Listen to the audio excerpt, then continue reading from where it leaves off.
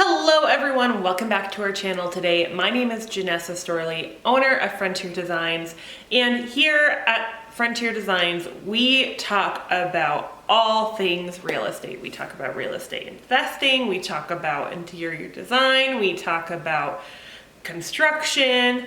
I mean, we cover all of the ins and outs when it comes to real estate. We take you along the journey of our house flips that we do, so follow us along, get to know us. We'd love to hear from you guys on your thoughts and any questions that you guys might have when it comes to real estate. If you end up liking this video, please be sure to give it a big thumbs up. Also, don't forget to hit that subscribe button before you leave. And in today's topic, I've kind of touched on it here and there in the past, but we are really going to dive in to how do real estate investors find their properties. And in this video, I'm going to be specifically talking about house flippers in general, but these tactics can also be used if you would like to buy and hold a property, or if you're looking for rentals, or if you're looking to do the BRRRR strategy, which the BRRRR strategy is you buy, you rehab, you refinance, and you rent. So these tools here can help you in many different areas of real estate investing, not just house flipping. So without further ado, if you want to learn more about all of the secrets of how real estate investors locate their properties, keep on watching. All right, you guys, so within this video, when I'm kind of talking about how to locate properties, I'm going to talk to you about the advantages and the disadvantages, because every kind of route that you decide to take will have its advantages and its disadvantages. So I'm going to touch on both things when it comes to the different ways to locate properties. So the first way to locate properties is working with a real estate agent or getting your real estate license.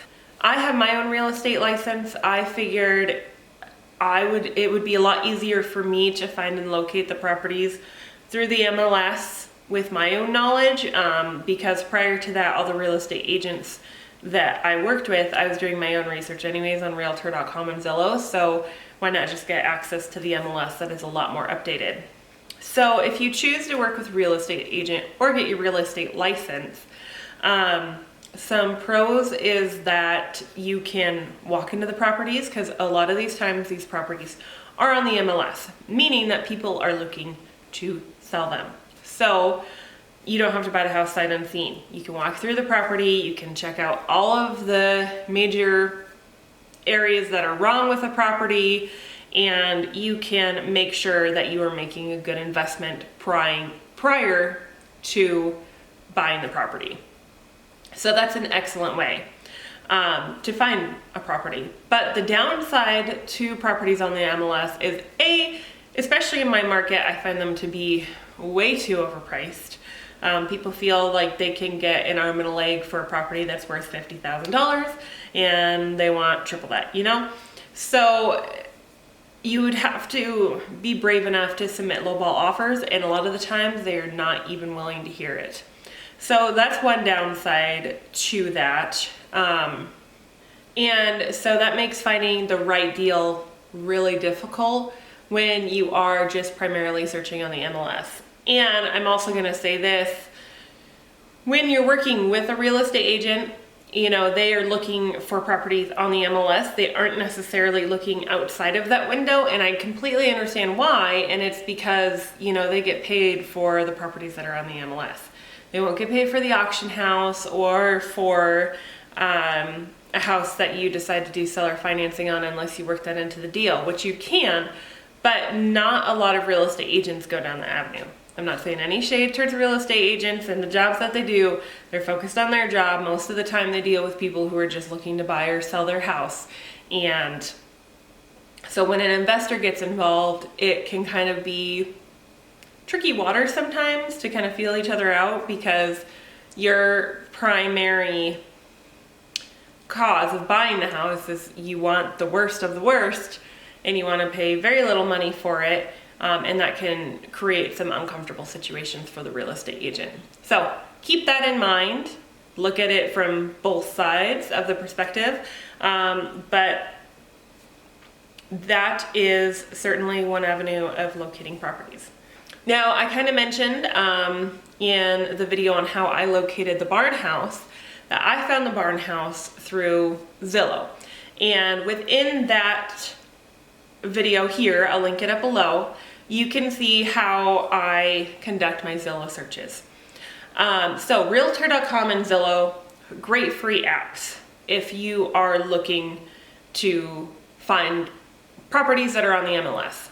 Again, I mentioned a lot of the properties on the MLS are more expensive, in my opinion, than they should be. But I'm just saying that these are great tools if you're not wanting to take that step with the real estate agent yet.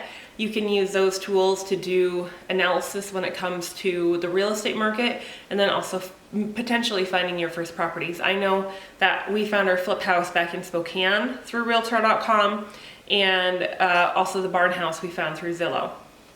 And Zillow is a lot easier to really hone in on what you're searching. You can search for sale by owner, you can search for foreclosure, pre-foreclosure. I mean, the list kind of goes on and on there. Their Realtor.com is mainly, you know, you can put in your price range and then narrow it down from there. It's not necessarily as easy as Zillow is when you're looking for properties to flip, but if you're looking for properties to buy and hold, it might work out in your favor there. So keep an eye out on both of those platforms, set up your criteria in there, and you'll get emails for it. And, you know, always keep that as an avenue for locating your next property. So within my video on how I located the barn house, I kind of touched on auction sites. So there are some national auction sites out there. They pull information from all over the United States. And you can search by your zip code to find properties within your area on these auction sites. I like auction.com, that's where I found the barn house, but there's many, many other sites. I know there's one called Prop Offers. I mean, the list can kind of go on and on. So I would make sure to use an app like Zillow because it will showcase all of them to you, not just those specific websites. So auction sites are a great tool. Also going to like your state and county auctions are also really great. They are, the downside of purchasing a home on auction though is buying it sight unseen. So you could be walking into a house that is filled with mold, that has major structural issues, you know, to where, I mean, for us with the barn house, it was a brand new basement.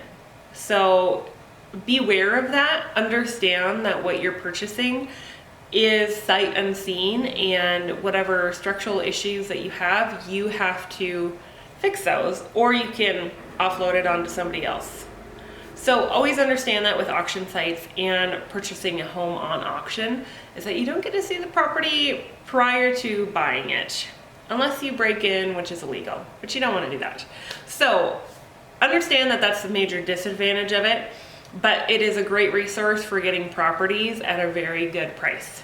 So that's a really great advantage of purchasing properties off of auction sites. The last way of locating properties, so I'm going to kind of put this in two different ways. In the video about other forms of real estate investing, I talked about wholesalers. I'll link that video up below here. But wholesalers essentially find properties that are in disrepair within the area, and they contact the seller to see, or they contact the homeowner to see if they'd be willing to sell their houses. This can happen, it happens all over the United States. It is legal in all 50 states. You just have to check your rules. I know back in Washington, to be a wholesaler, you also had to be a real estate agent because they just want you to have some real estate background and they want to protect the seller of the home. So wholesaling can be an excellent way to find properties off market for a very low price, and if you have a great connection with a wholesaler, they'll continue to send you leads. So it's really easy to connect with them and to start finding properties that really match your criteria, because they'll know exactly what you're looking for. And you'll also be paying fees to them at the end of closing when you close on the house. Normally they're about the same as if you were to work with a real estate agent. So for me, in my mind, working with a wholesaler, there's nothing wrong with it. I really can't tell you many disadvantages of it unless you're first starting out and you can't find a wholesaler to work with. I know in our area we don't have any, so it's hard to locate that, but I have been in bigger areas. When I was in Spokane, I knew some wonderful wholesalers who really knew the market, who really knew their neighborhoods, and that's the best part. They learn their niche markets and they focus on there. And I think that's the best part about them, is that they're so specific on the properties. And they can create that connection with the homeowner. And so, like I said, the downside is it's not really accessible to everybody. So you can do the same work as a wholesaler. Now, it is going to take time, and time is money. So it really depends on how much time you're willing to invest. So some ways that you can become a wholesaler yourself and you can do the work that a wholesaler does is you can drive for dollars. You can drive around and find the houses with the tall weeds in the yard and the roof is in shambles and all of the different issues. You can point out the worst houses in awesome neighborhoods. So that's step number one. Write down all of those addresses, and then at that point you can start a mailing campaign, and you can create little postcard mailers and send them out in the mail, and eventually people will start calling you. Again, going this route, it will take time. It's not going to be instantaneous like auction sites or working with a real estate agent is. So even just working with a wholesaler, though, that's probably the biggest downside and disadvantage of working with a wholesaler and doing the work of a wholesaler yourself, is it takes a lot more time than the other routes do. All right, you guys, so there you have it, the secrets to how real estate investors locate their properties. Like I said, this can be used in any realm of real estate. Honestly, it can. It can be used buy and hold, the BRRRR strategy, house flipping, whatever you might need to use these tools for. I just wanted to mention in on them. Let me know in the comments down below if you want some more in-depth knowledge on have me do a deep dive on each one of these platforms and the criteria that I search for. Let me know in the comments down below if you'd like to learn more about that. Again, if you like this video, please be sure to give it a big thumbs up. Also, don't forget to hit that subscribe button before you leave, and I will see all of you guys in my next video. Bye!